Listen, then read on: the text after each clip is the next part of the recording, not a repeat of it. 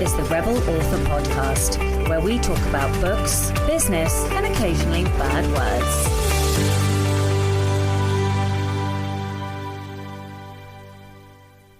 Hello, Rebels, and welcome to episode 228 of the Rebel Author Podcast. Today, I'm having a proper nerd out with Clayton Noblit from Written Word Media, and we are talking all about publishing predictions for 2024 and beyond. One comment on the last episode, which was Jessie D'Angelo's episode, Matt Goodall said, "What a fun episode. Jessie was great to listen to. I hadn't considered the life experience / personal terror aspect of horror.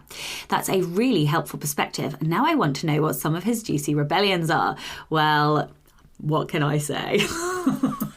Okay, to tell you today.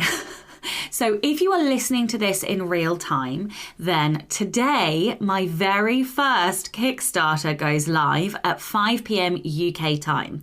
If you are not listening live, then the Kickstarter is running for just about 3 weeks, just under 3 weeks. So please do go and check it out. What is this Kickstarter all about? Well, let me tell you. I have spent a really long time wishing, lusting for and coveting all of the amazing, beautiful book boxes that fantasy romance readers get. But those romances are always straight. And I'm not straight. I wanted to see one of those beautiful books and beautiful boxes full of queer stuff. So that is what I'm doing. I am running a Kickstarter for a gorgeous, and honestly, it is probably the most beautiful vampire book I've ever seen.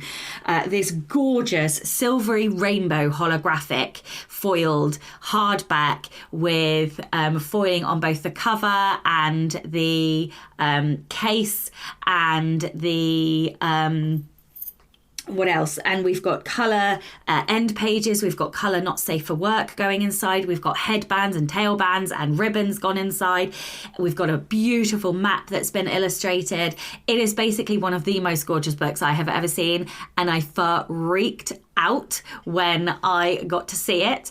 I was literally like giddy. I put a silly little TikTok of me basically showing you my reaction the first time I saw it, and I cannot wait. The other exciting thing that I'm doing is, obviously we've got all of the normal stuff. So we've got the art prints, we've got bookmarks, we've got a playlist that I've designed and printed and put in there. We've also got a kink list, but this whole thing is about the experience. So not just the reading of the book, but giving you an experience whilst reading this book. So I have also got a vibrator inside this box. I'm so excited. It's just a little one this time.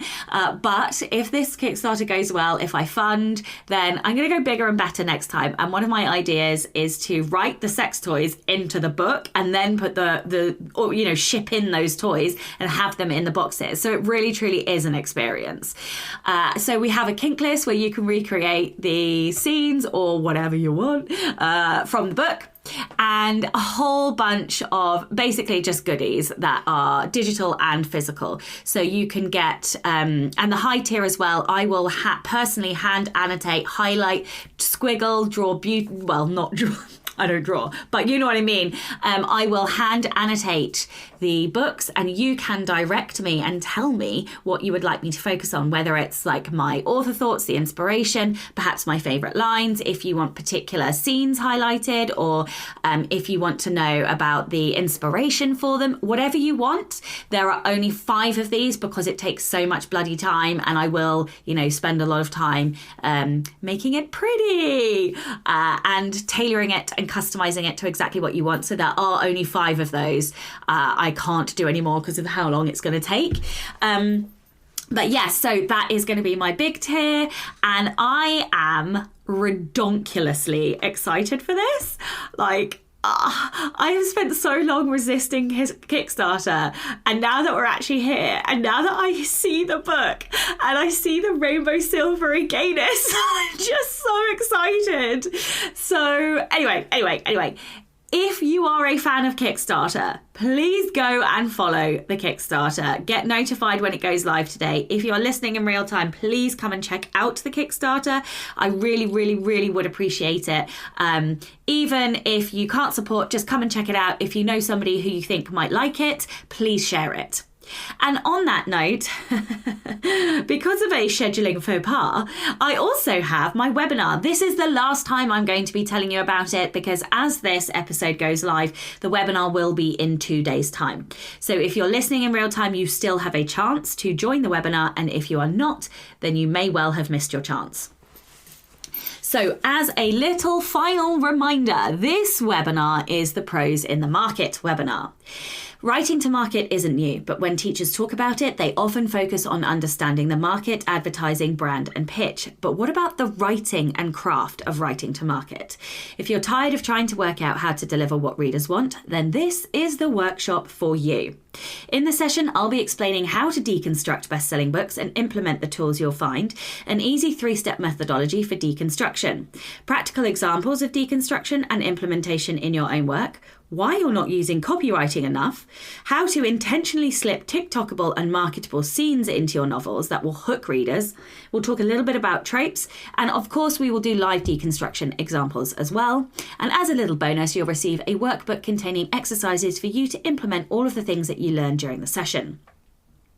So there are 3 sessions to try and accommodate time zones. They are across Friday and Saturday, the 9th and 10th of February. And if you're in New Zealand, Australia, those might be the 10th and the 11th. But I will leave all of the links in the show notes. This is your last chance. There will not be a replay unless you are a ticket holder. If you hold a ticket and you have purchased a ticket, even if you can't come, you will be able to get the replay. If you do not, you will not. Okay, right. That's enough of what I'm doing, or what I am going to be doing. In terms of what I have been doing, mostly stressing the fuck out.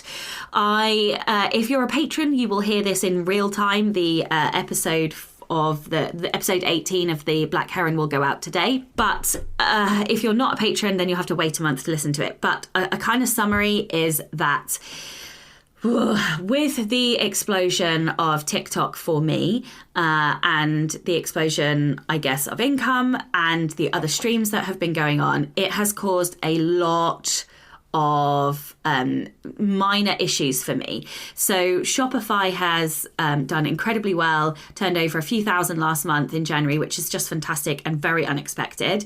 But the amount of customer service that has been needed has been quite a lot more than I anticipated. So I am possibly going to need to hire, or I don't know. I'm in talks with my current virtual assistant, who is amazing, but obviously she has lots of clients, so I don't know.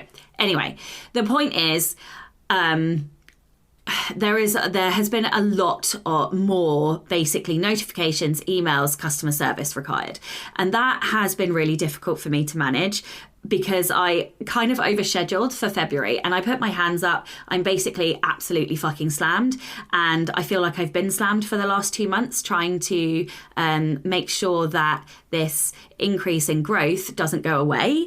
And so I'm dealing with a lot of the emotions around this first initial kind of explosion and all the fear that comes with that. And I don't think we talk about this very much, but basically, psychologically, it's really scary. Like, okay, I've got this huge burst of money come in, but what if it goes away? What if I accidentally spend it? What if I can't pay my tax bill? What if the tax bill's huge? What if, all of these what ifs? And I refuse to live in fear. So I'm trying to psychologically beat the fear away and just be brave and be confident and believe that it's going to continue. But that's really hard. Anyway, so this is kind of where I'm at, and the consequences of all of that are that I have been asked to do more things, wonderful opportunities. We'd love you to speak here. We want you to come to this event. We'd love you to join our anthology. I've got a group. Would you be part of it? All of these things, they are incredible. They're living the dream. It's amazing. But for me, who, and everybody drink, has a lot of yellow Clifton strengths, I find saying no excruciatingly painful. I want to be able to say yes to everybody because I want to make people smile. I want to, I want to do the things that have a positive impact. But the last 2 months have shown me I can't. I actually cannot. I am at the point where I cannot reply to everybody. I cannot say yes to everything. And that is really horrible, actually. I don't like it, if I'm honest. It's making me really uncomfortable. I want to be able to say yes to everybody, but I realise that I am only one person, and do you know what? It's really hard because I like making people smile. I like delivering for my community, and it's actually killing me. I have been sick this month where I have been literally working I did not have a day off in January, let me put it that way, and that is not sustainable. So I have got an appointment with my business coach on Friday, and we are going to look at restructuring and look at what I'm doing and what I can cut, and where my time is best spent, because I don't want to literally put myself in hospital. And unfortunately for me, as a number one competition, that is a real possibility because I just won't stop. So yeah, I feel shit talking about it, if I'm honest. I really don't like talking about it. I don't like admitting it. I feel gross. And anyway, obviously, I'm also in a very positive position because all of this growth is the dream, right? I feel like I'm finally reaching the dream. I am also, don't think I've sort of said this anywhere, but I am going to cross the 6-figure threshold in the next couple of months. And that is pretty fucking amazing. So that is the dream. I've been waiting for that for a long time. And when I cross that threshold, it also means that I will actually do a numbers update with my annual lessons learned. So everybody hope and cross your fingers that I do that before the lessons learned episode. I think that's in April. Yeah, I think it's April. Cross your fingers that I do that. And then I will add in an actual tangible numbers update in my annual lessons learned, which is going to be fucking terrifying.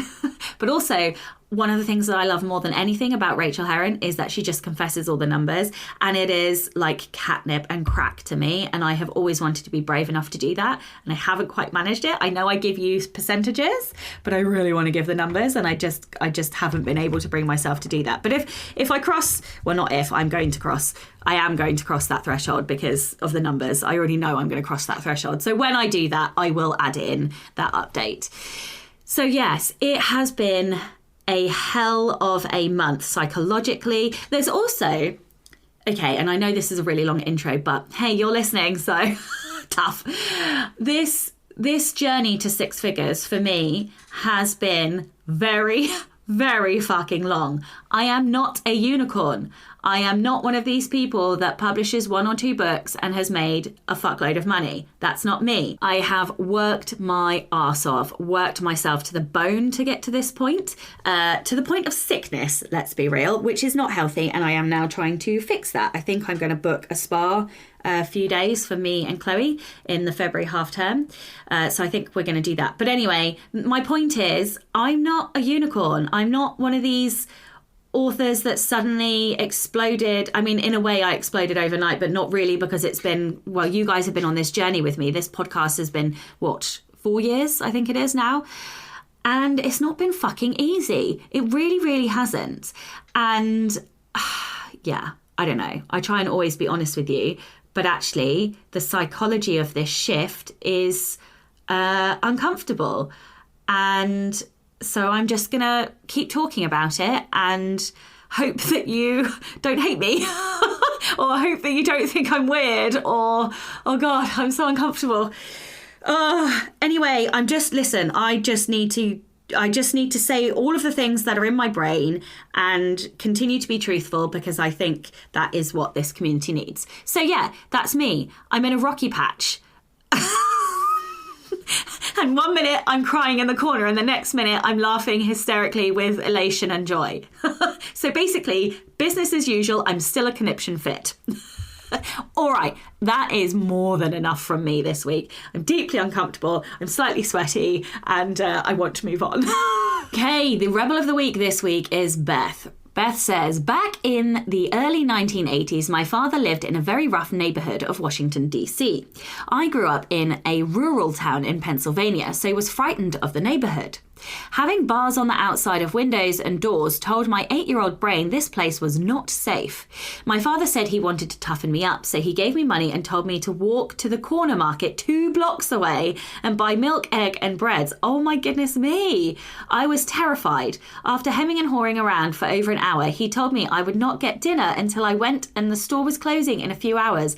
Oh my God. My father had a pet boa constrictor named Spot.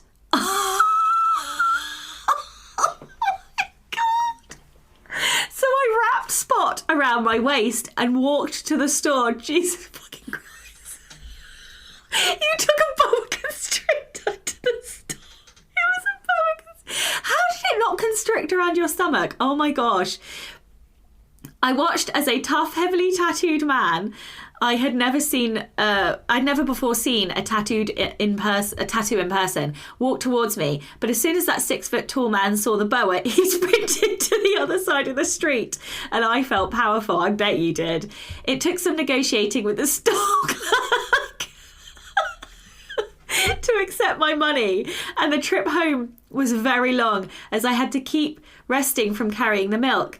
I was happy to not be bothered. Numerous people went to the other side of the street, but no one helped me either. I got back to my father's in one piece, but asked him never to ask me to get milk again. I did often use Spot when he forced me to go on other errands in the neighbourhood. Upon reflection, it probably wasn't safe to wear the boa as a belt. It could have decided to climb up to my neck and choke me. I need to know more. So Beth, if you would please email me, I would love to hear more about this story. Like, how did the boa not constrict around your waist? Like, how did the snake not just continue to move whilst it was around your stuff? Did it not just like writhe around your body? Like, I need to know about this. I love snakes. I hate spiders, but I love snakes. And I always wanted a pet snake as a child. And my fucking younger brother got the snake. I was really pissy about this. I never got the snake, but that's because I lived with my mum and my brother lived with my dad. And so he got the snake. And then he didn't fucking look after him. So I was extra cross about that. But I love snakes. They fascinate me. I think they're beautiful. And also, I remember the first time one of my friends at school had a snake. She had this beautiful yellow and white corn snake. And I remember the first time I held it, it was warm and I couldn't believe it. And I also couldn't believe how kind of like, what's the word? Like, dense the snake body is as well. Like, I don't know what my childhood brain was expecting. Maybe something squishier, but they're fucking heavy. Snakes are heavy. Anyway, so I'm doubly impressed that your 8-year-old, carried the snake. But also, how the fuck did you not lose the snake? How did the snake not fall off your belly? Or I don't know. Anyway, I need to know more about this story. Please email me more details. I'm fascinated. If you would like to be a Rebel of the Week, please do send in your story. It can be any kind of rebellion, something big, something small, something pet-like. It could be a siblings, an aunties, an uncles, a parents, whatever you like. You can email your Rebel story to Becca over on rebelauthorpodcast@gmail.com. One new patron, hello, a huge thank you to Jessie Reed, and of course an enormous thank you to all of my existing patrons. If you would like to support the show and get early access to all of the episodes, as well as bonus content like our Poison and Prose sessions where you can ask me questions about writing, publishing, marketing, craft, anything that you like, and then we write together. We have our movie nights, our masterclasses, and of course you get early access to all of the episodes as well. You can do that from as little as $2 a month by visiting patreon.com/Sasha Black. This episode is sponsored by Pro Writing Aid, but rather than me tell you all about why I adore them and why I use them for my own editing, I'm going to let Eden tell you all about why they use it for their editing instead. So I really like Pro Writing Aid because it acts as a second set of eyes to help me pick out any of the subconscious mistakes or any of the overused patterns that occur in my writing. Apparently commas are my worst enemy, but thanks to Pro Writing Aid, it's gotten a lot better. As a result, my writing is clearer and better structured, which is a fantastic plus for a writer, certainly. Hello, and welcome to the Rebel Author Podcast. Today, I'm joined by Clayton Noblit. Clayton is a senior marketing manager at Written Word Media. He is passionate about helping authors find their readers and finding ways to sell more books. When he's not working, he enjoys spending time with his family, playing sports, and making beverages. Now, I seem to remember last time you were on this show, you told me that you played an unusual sport. Is that right? That's correct. Yes, I don't play anymore, but I used to play ultimate frisbee. That was it. I knew it was something interesting. Yeah. Yeah, that's so cool. Well, you were last on the podcast on episode 179, which was March 2023, so almost a year ago. So, what have you and Written Word Media been up to since then? Ooh, lots of different things. I think probably the most exciting thing for authors is we launched something called Ready-Made Promo Stacks at Written Word Media. Which is, promo stacking is where authors do a lot of marketing in a short period of time to increase their books' rank on retailers like Amazon. And we knew authors were doing this with our promos, and they would stack our promos with other promo sites, places you might traditionally consider to be our competitors.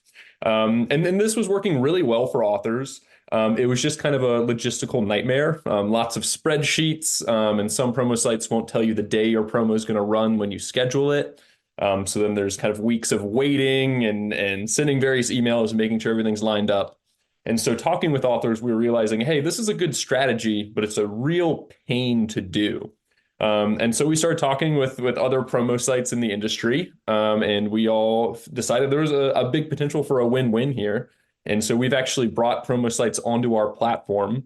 And so now authors can schedule an entire promo stack from writtenwordmedia.com and the time it takes to schedule a single promo.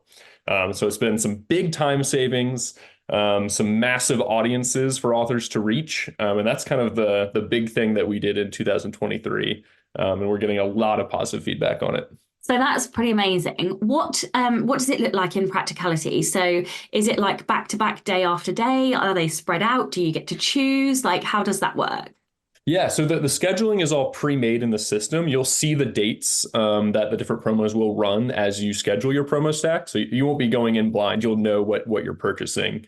But basically, our system has an algorithm, and based on the available dates and the genre of the book and how long you want the promo stack to be, it will generate a stack that will work well for you. And so the stacks can be, we have single day stacks, which is just a couple things on one day. Then we have 3-day stacks and 5-day stacks. So if you go to writtenwordmedia.com and click on promo stacks, you can filter for the price of your book during the promotion. So either 99 cents or free for promo stacks. You can filter for your genre. And then from there, you can choose how long you want the promo stack to be and which sites or ads you want to include in the promo stack. And I'm sorry, I know that I'm putting you on the spot here. Do you have any data from that yet? Like, are you seeing any, do you have results? Like what? Yes. Yeah. So we don't actually see sales data in the end because we are partnering with other promo companies and the authors see that. What we do have is author testimonials and author feedback. And we're seeing really, really positive feedback from authors. A lot of authors are running these promo stacks on their own before. And so now they can just come to us and save a lot of time. And so they're seeing the same results or sometimes even better because we're introducing them to new promo sites that we've vetted and trust to work with. So the feedback from the author community has been really outstanding. We don't have hard data or anything to compare it to really, because we would just be comparing it to promo stacks that authors ran on their own before. But all the buzz and the things that we've heard from our customers have been really good. So yeah, we're really happy with how it's working out so far. Ah, that is awesome. I love that. And I know from firsthand experience that basically I attempted to organize a promo stack and very rapidly outsourced that to my virtual assistant, who is fantastically much, much better at arranging things like that than me, because mine resulted in a tantrum and probably some tears. I think that is an all too common experience. Yeah. I think a lot of the things we end up building are just suggestions from authors. Yeah. From tantrums, you mean? Yes, exactly. Yeah. If you have a tantrum, let us know about it. We might build something to fix it. So yeah, tell me about your tantrums. It'll help us out.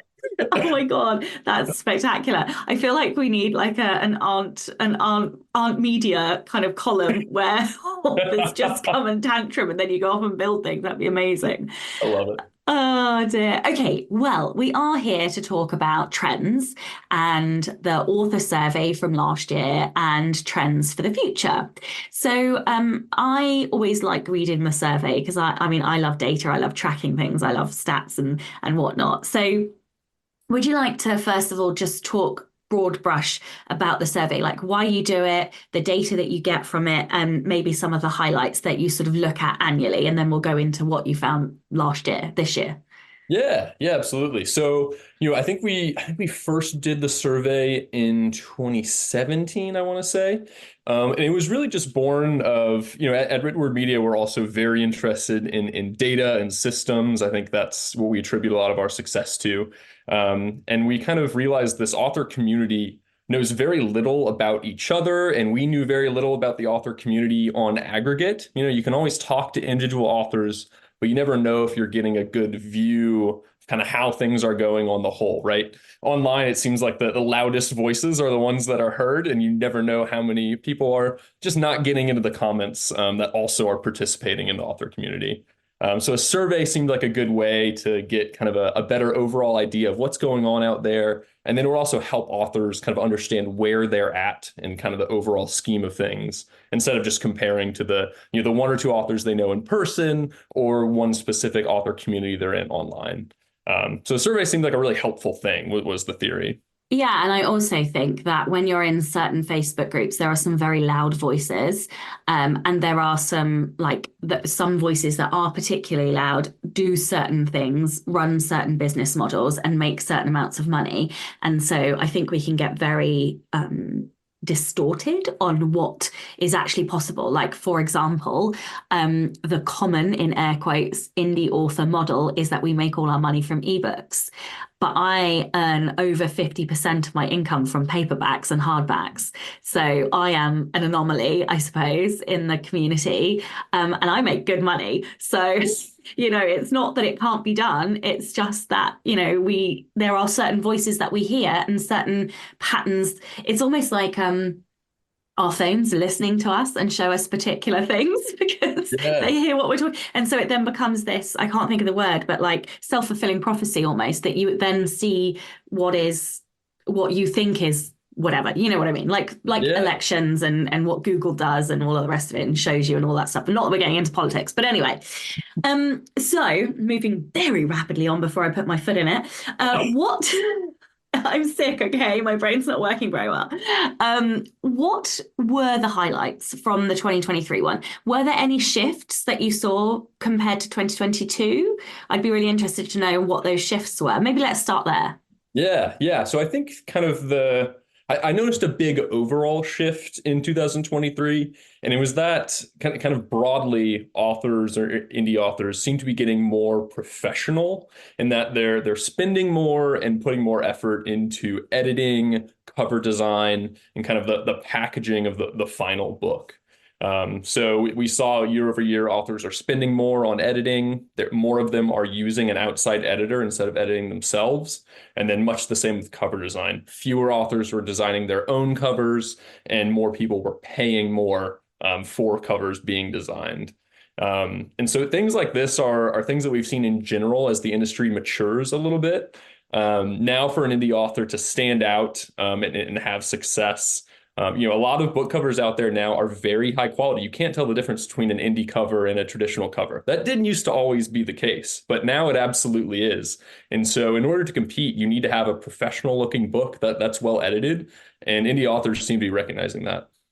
Yeah, absolutely. And I think that comes into something that I'm sure we'll talk about later, but I think that's reflected in indie authors pursuing quality and experience over necessarily like rapid consumption, which I still think there is like a Netflix culture for whale readers. Certainly you're going to get some readers who, like for me, for example, I will collect a special edition, but because of the amount that I consume, I am more of the whale reader, and I don't care what format it comes in as long as I can get the content.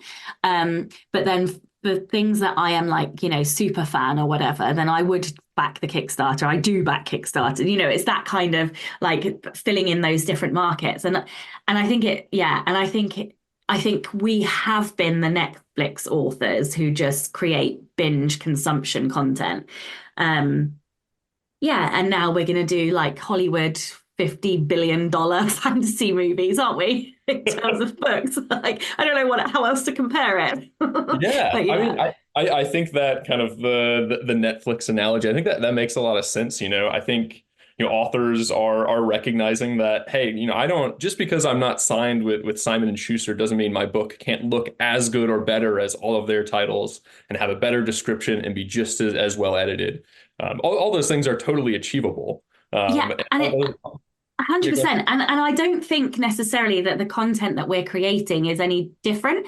Like, I think it's about how it's packaged and how it's produced, right? So, like, you're now seeing authors who have been part of the Netflix binge culture, then doing a special edition of their Netflix bingeable book, which then becomes the Hollywood blockbuster. So it's not that like the style or voice or anything has, or the craft has to change. It's just how you're marketing it and branding it and packaging it. And it's like, how do you make best use of your assets, I suppose?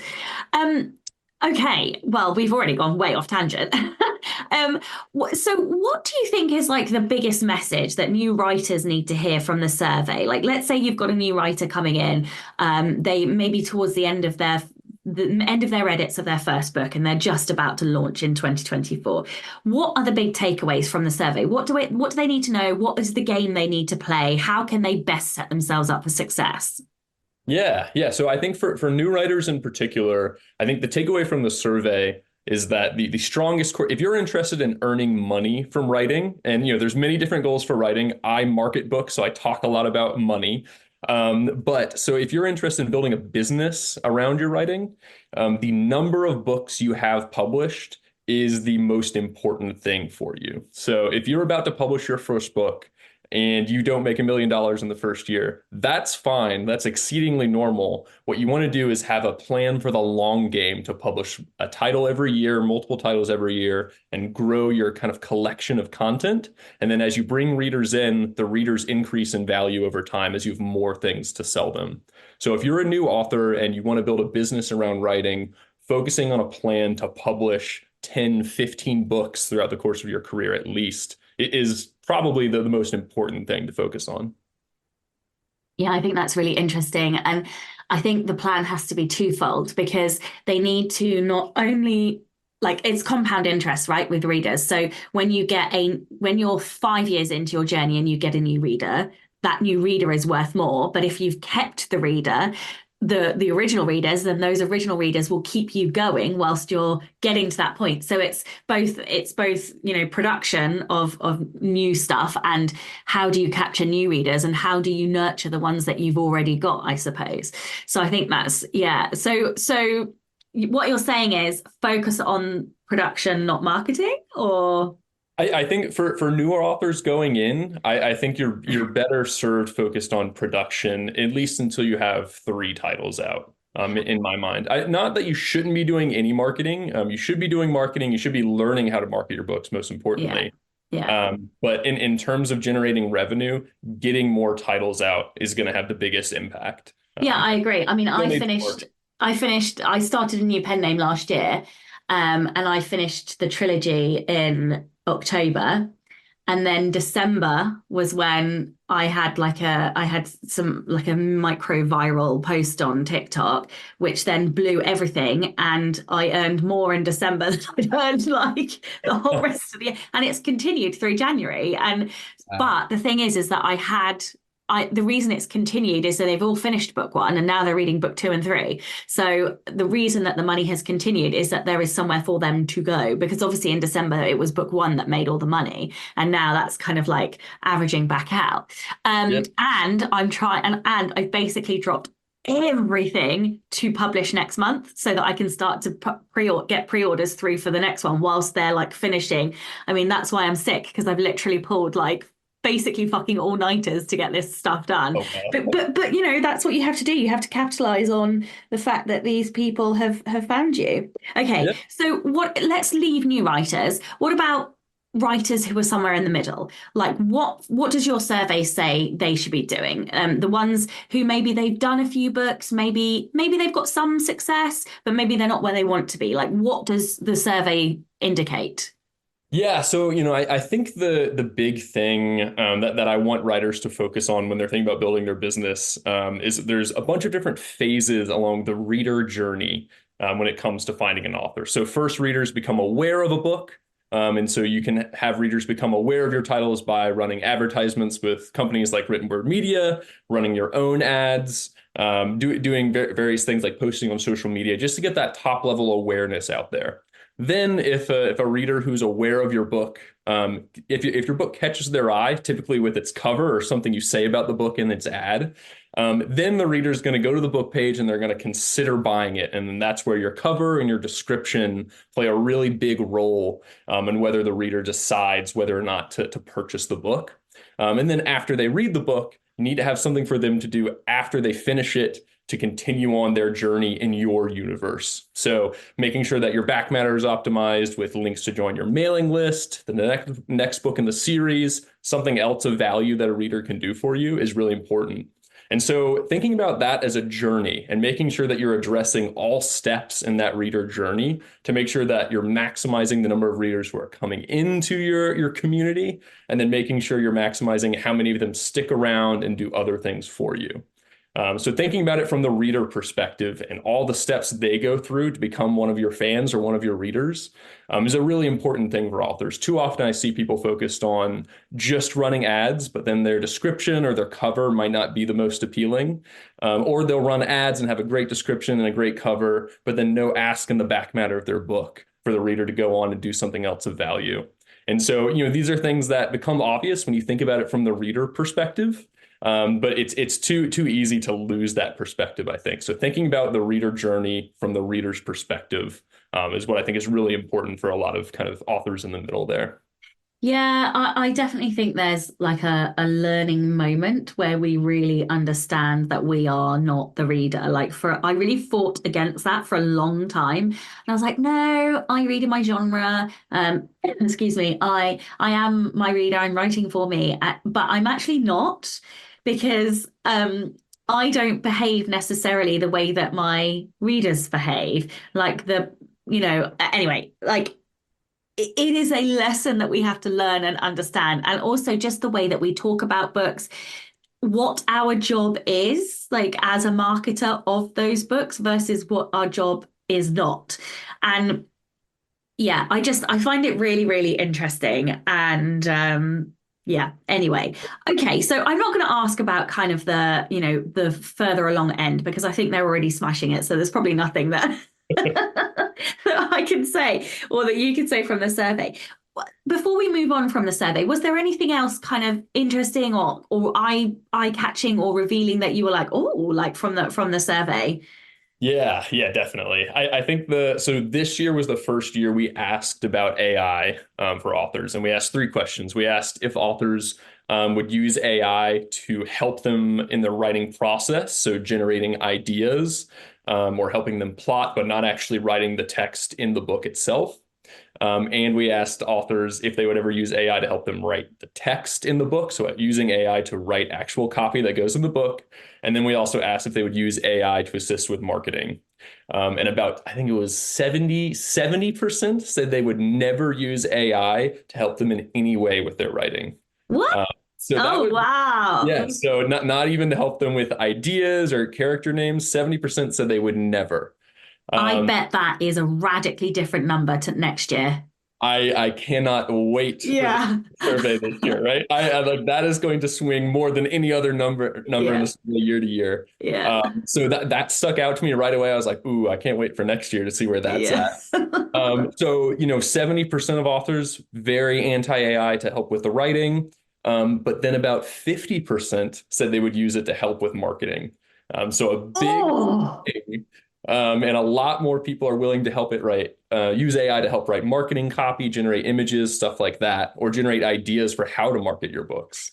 That is so interesting. And I would love to dive into the psychology of that. I wonder if it's because we're feeling like we feel more ownership over the written content and not to piss anybody off, but like that preciousness over it's my baby, it's my story, it's my blah blah blah, versus none of us love marketing. Like we do marketing because we need to do it, and therefore we feel less ownership over it. I wonder if that's why people are more comfortable to use it for marketing. I have no idea. I'm just like postulating here. I have some data to back up your point. I Oh, agree. We oh, actually ask authors in the survey what is the worst part or most difficult part of being an author. yeah. And no matter how many books they've written or how much they're earning, authors across kind of every category are most likely to say that marketing is the most difficult part of being an author. Interesting. And Yes. I So bet the inroad with marketing, letting AI help with marketing, will lead to that swing because they'll get used to it. And then once they're used to it,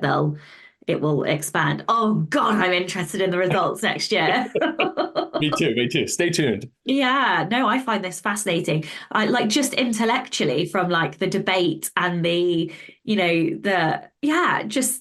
just looking at the data and the stats and those. I mean, I like this is like catnip to me. Okay, all right. What type of business structures and models are like established indie authors using? Like, is there still hope for new authors coming in 2024? Can you still start again and become full time? What from your survey, like, what elements do you think that they're going to need to get there? I know you've said lots of books, but yeah, can you? What are the business structures that are working? Yeah, yeah. So, I think number one, you can, there's always hope to make it full-time writing. Obviously it's very difficult to do, but I don't think it's less likely now than it has been in the past. No, I don't. There's this conception that you're competing with other authors sometime. I don't think that's true at No. all. You're all developing the market. You're all serving readers. People read so much. They're not having too much to read out there in the world. Uh, Exactly. I read like 120 books a year. Like you cannot serve me. Well, I cannot have one author serve me unless you are like fucking right. Unless you're publishing like a book a day, you cannot yeah. satiate me. Sorry. Never satisfied, and there's a lot of readers like that, right? Exactly. So yeah, so number one, I think there's always hope, even if it feels like more authors are publishing than ever before. That's not a bad thing. Look at other authors as a way to help you. And then number one, the strategy that we see working has to do with the number of books, and particularly writing in series. This has been true for a long time, but it's still working in my opinion. Writing Was in a series. was there a number? Like, do you have numbers like where that sort of number is that you're For the seeing? number of books published. Yeah, yeah. Yeah, so in the survey we have a chart that graphs monthly income over number of books published, and we see it start to flatten out the income at around 30 books. So that's where we start to see diminishing return on the number of books being published. But we do see significant spikes around, I think it's 3 and 7 books published as well. We tend to see a little jump, but as much as 30 books being published is when we see a real drop off in number of books published correlating with income. Because at that point they're earning so much that what? Yeah, I'm not sure why that could be. It could be that maybe once you have 20 or 30 books, then it's the marketing that starts to differentiate you instead of just having the number of books being out there. So that could be a difference. So Yeah, I'm really curious about going into that data. So somebody who has 50 books wouldn't necessarily earn more than somebody who's got 30 books. Is that what you're saying? correct. Yes. It's not universally true, but looking at across the data as a whole, we started to see that after 30, the income climbs much less steeply than it does with fewer than 30 books. Okay. But now that you've said that, that makes more sense. I think that's because there are plateaus and then to change. So I think like getting to 6 figures is like that 30 book marker. It used to be Mhm. 20, I think, but now it's 30. Yeah. And then and this is, listen, for people freaking out about us talking about needing 30 books, not everybody needs 30 books. Like, I can't say what I'm going to say, but I'll say it offline. Like, there are certain people who have less books that can earn 6 figures. What I am saying is that you reach a certain, like that first six figures is the hardest. Once you've got that, actually, you have to do other things to expand the income, like ads, or you need to take staff on, or you need to do translations, or whatever. The business model has to shift at that point in order to like see rapid expansion. Also, because I think, and this is just me guessing, but once you have 30 books, whatever you put out after that, that first book of the 30 is probably a little old and tired at that point. And so it's probably not earning as much. So I think that it's this cycle of like the life cycle of a book that once, in order to produce 30 books, it's going to take a certain amount of time. For those who are doing 10 a year or whatever, obviously it's less time. But for those who do maybe 5 books a year, actually by the time you've got to that figure of 30, that first book is old and either needs new covers, or it needs an edit, or it needs a refresh, or you have to do different marketing methods to reach people. So that would be my educated guess as to why that happens and why you have to try some new business model. I like that. I think that does make a lot of sense. Something that I've just come up with, you've given me idea for next year's survey, is asking authors not only how many books they have published, but how many different series they've written in, right? Like how long are each of these series that these high earning authors, how many books are in each of their series? Yeah. And how often do they start a new one?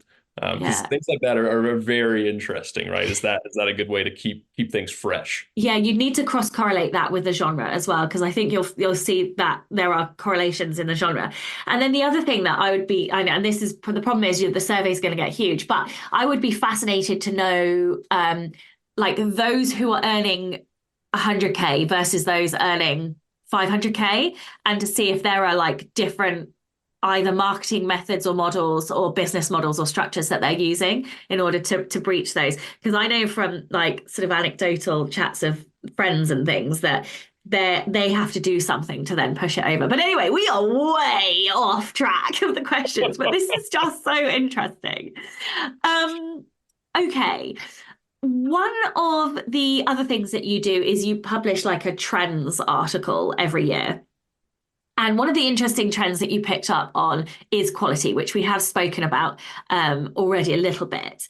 And I would just like to be clear that rapid releasing is not an indicator or predictor of quality. Some people just write good books quickly.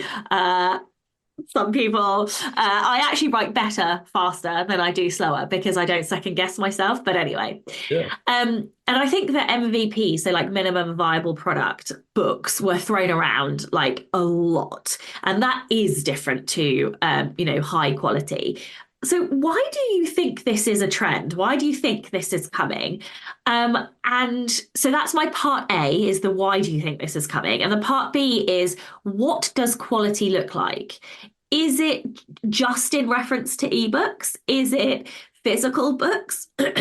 What do you think that quality is going to look like in the market going forward?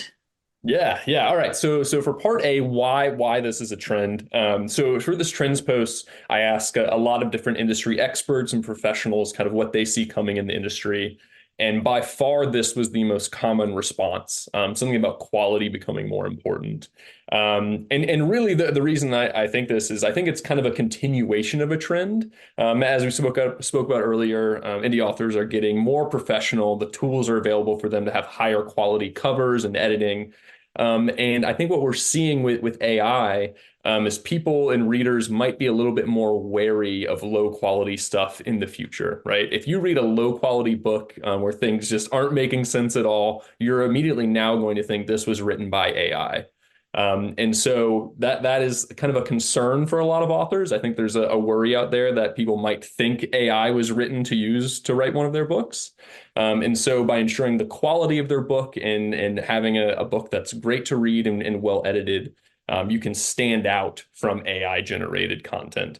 I don't know how true that is as a concern or a worry, but it's something that seems to be out there that authors are concerned about in this year. And we saw this resulted, or I don't know, a lot of the industry experts we talked about how quality is a great way to stand out in a crowded marketplace full of voices that might not be generated by real humans. So having your humanness show in both your ability to connect with readers and create a really high quality book is a great way for authors to stand out.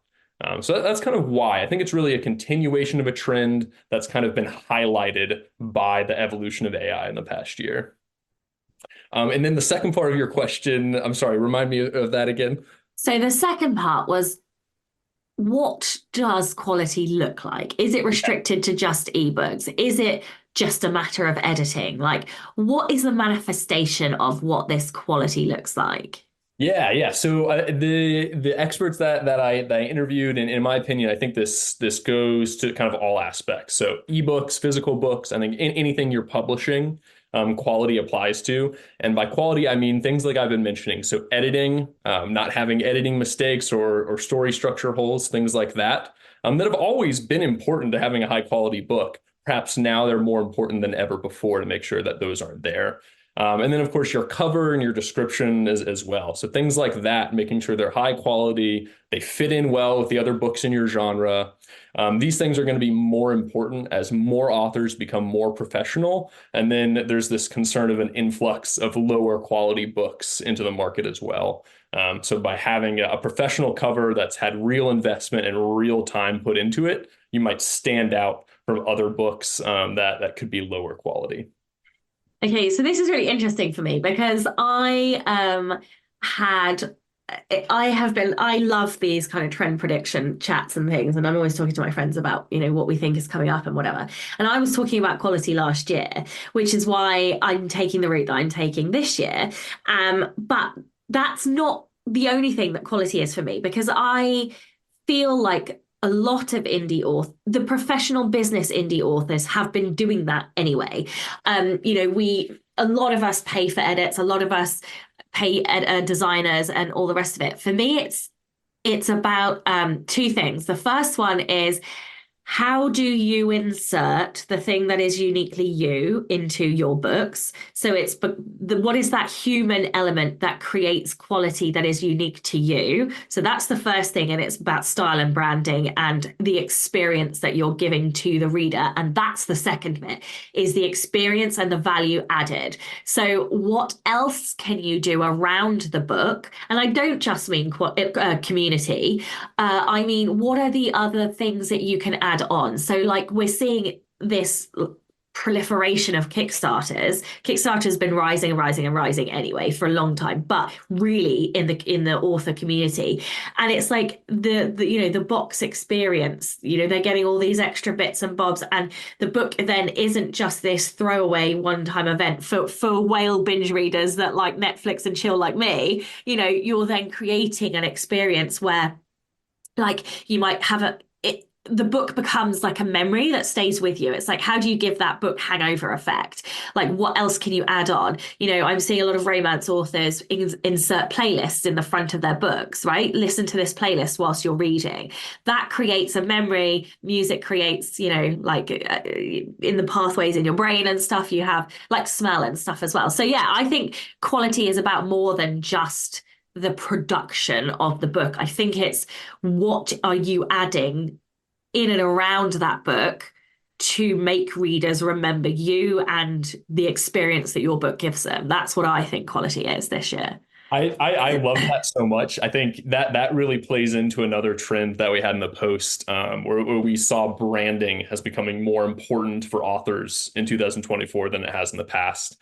And I think that really kind of melds in with what you were just saying, where kind of bringing out the humanity and what makes you and using that to connect with your readers and create this experience. I think what you were saying about creating a sensory memory with your books by having readers listen to certain songs or music while they're reading is such a good idea. When I look back in my life on some of my favorite books, I think about when I was reading the book and what was going on in my life at the time, right? I don't think about the book in a vacuum. I think about my experience with that book. Yeah. And so, if authors can connect both themselves and the experience of the book with their readers, you can create a really, really powerful connection that can lead to a really great community, and then readers sharing even more with other readers and connecting deeper with the author.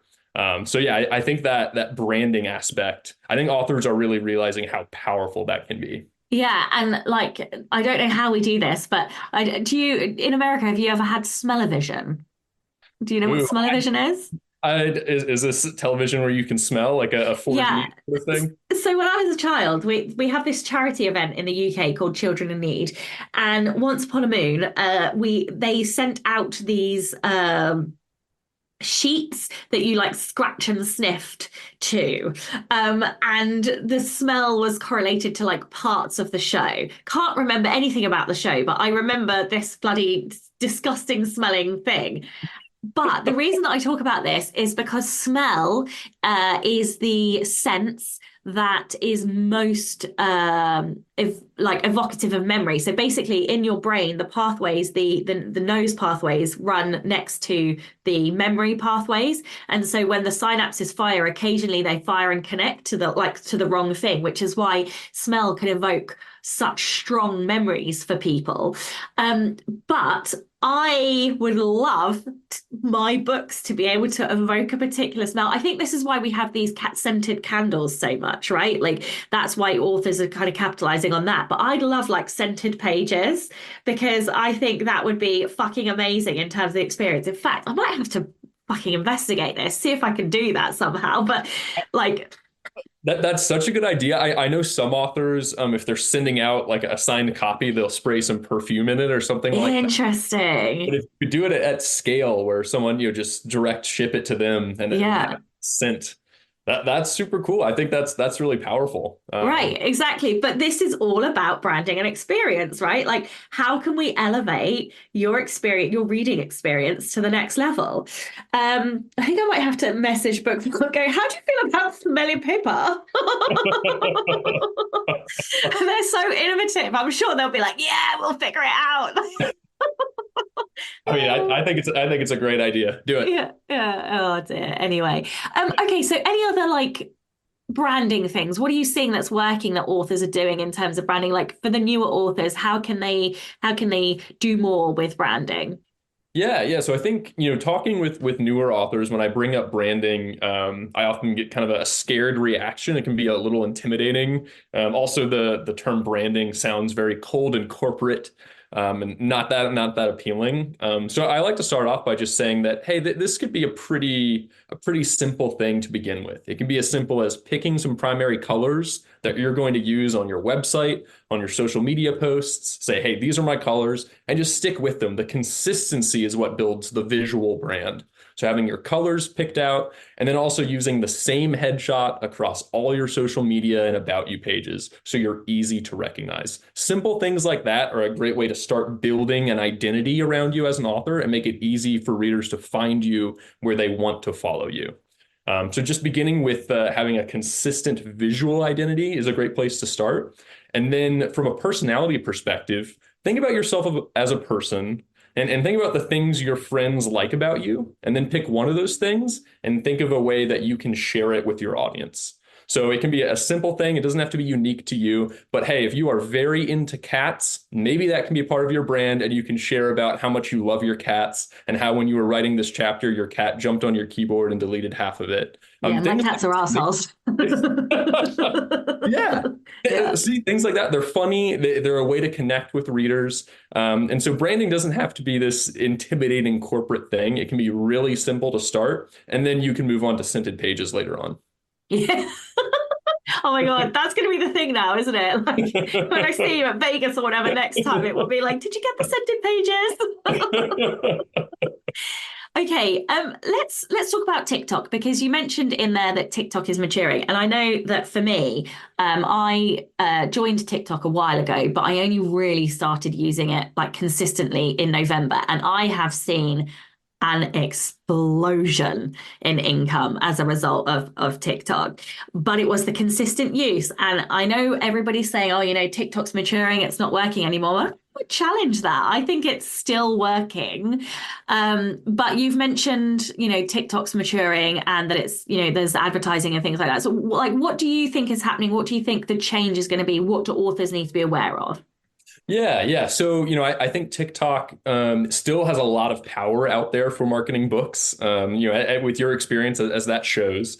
But something that we know about how these social networks work is they start off with giving people a lot of organic reach. So you don't have to pay to reach a lot of people because the platform is building its audience and building its connection with its users. And then, as we saw with Meta and Facebook and Instagram, over time, the organic reach starts to decrease. And sooner or later, before you can really reach a lot of people or sell anything effectively, you have to pay to run an ad on the platform. And that's really 100% true with Facebook right now. Getting organic reach on Facebook is very difficult. Instagram, a little bit less so. There's a little bit more potential, but still running ads on Instagram is quite effective. Posting organically tends to be a little bit less so. And up until now, talking to authors, TikTok ads have been almost non-existent. It's been almost all organic content, just posting and seeing if it goes viral. And I could see in this next year or the next few years, that starts to fade a little bit. And TikTok, the company, starts to become a little more interested in driving ad revenue.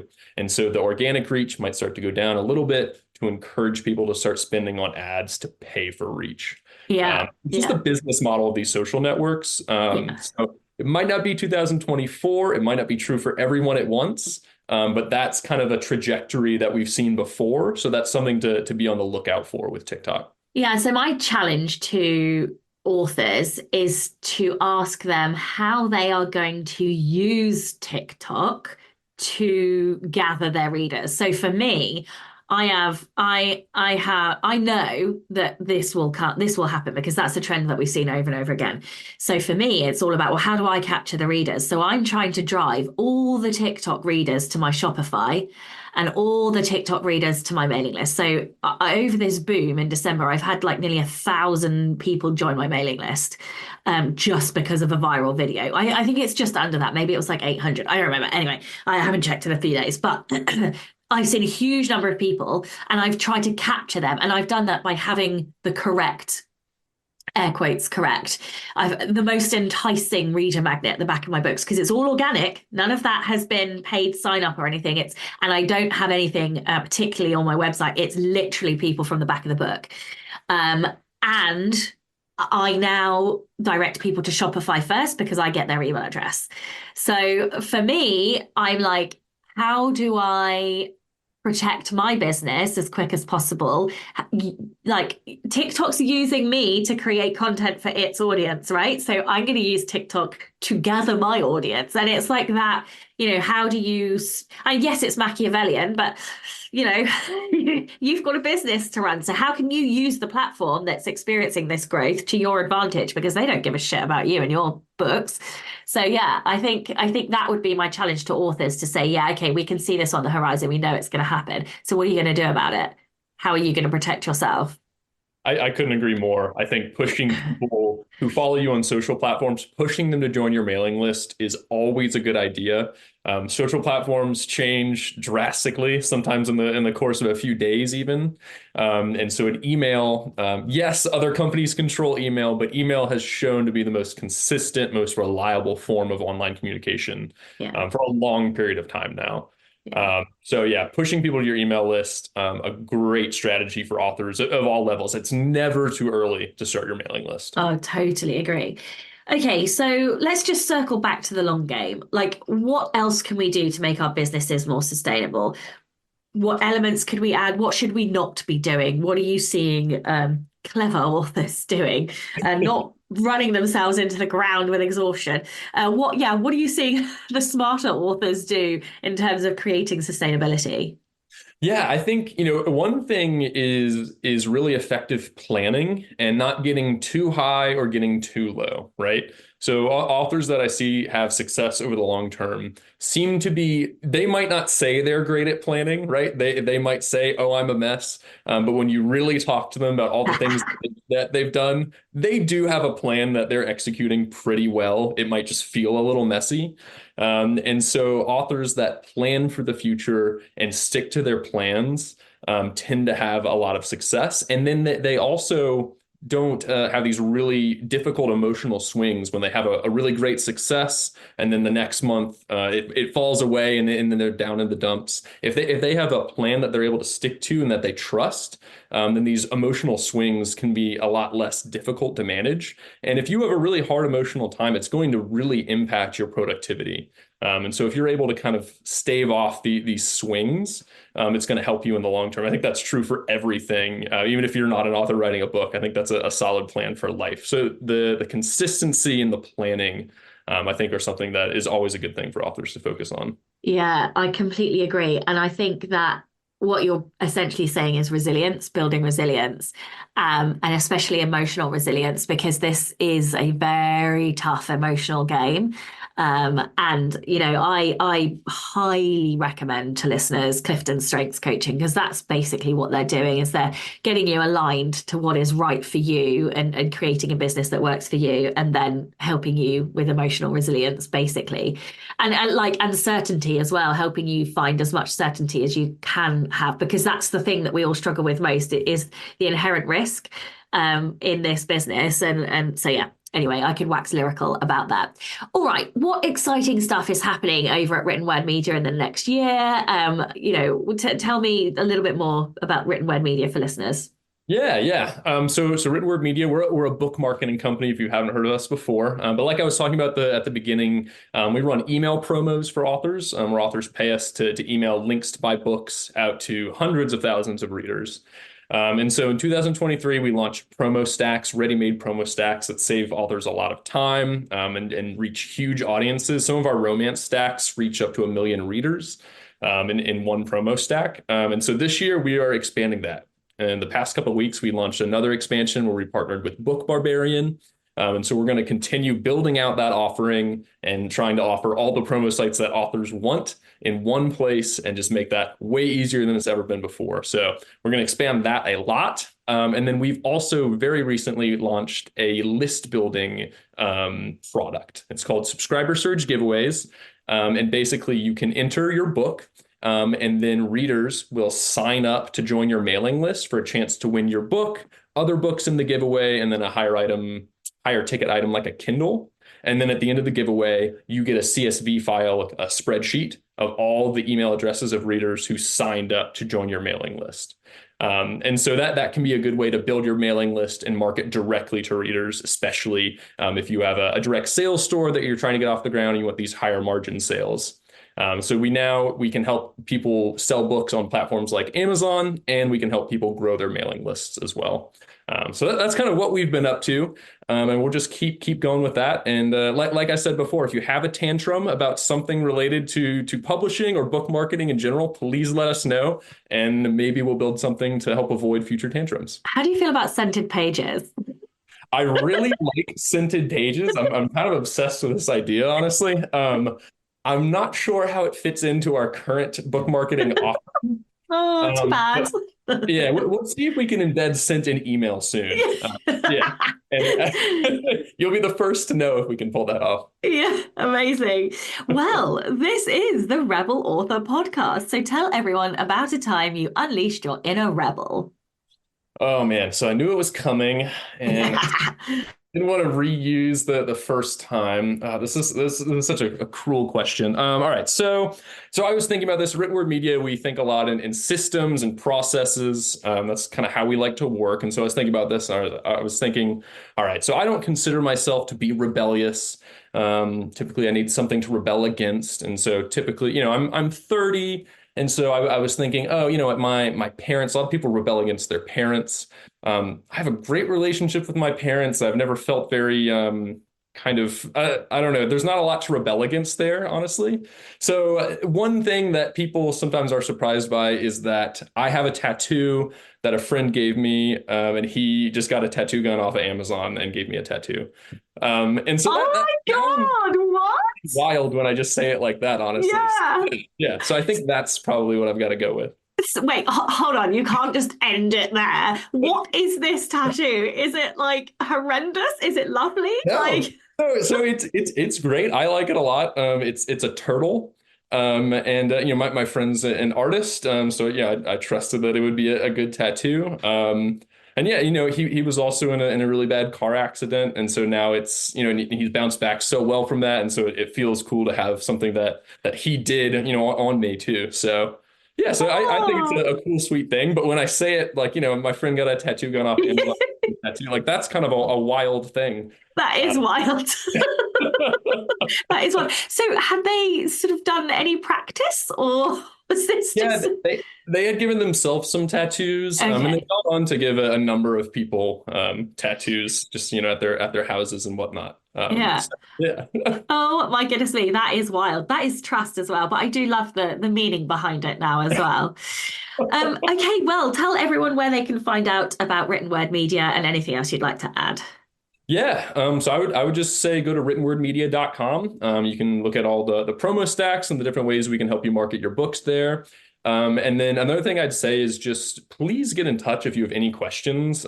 We have great customer service. We always get great reviews on how we treat our authors. We actually won an award for customer service recently. So if you're confused in any way, have any questions about book marketing in general, it doesn't have to be written word media. Please send us an email to info@writtenwordmedia.com. Just ask a question, and we will help you as best as we possibly can. So Amazing. don't be shy. We're here to help. Ah, fantastic. Well, thank you so much for your time today. Thank you so much for having me. You're welcome. And of course, a giant thank you to all of the show's listeners and all of the show's patrons. If you would like to get early access to all of the episodes, then you can do so by visiting patreon.com/Sasha Black. I'm Sasha Black. You were listening to Clayton Noblit, and this was the Rebel Author Podcast. Next week, when I'm talking to copywriter Joe Watson, all about why running your business is like child's play. So join me next week for that. Don't forget to tune in and subscribe on your podcatcher. And when you have a moment, please leave a review.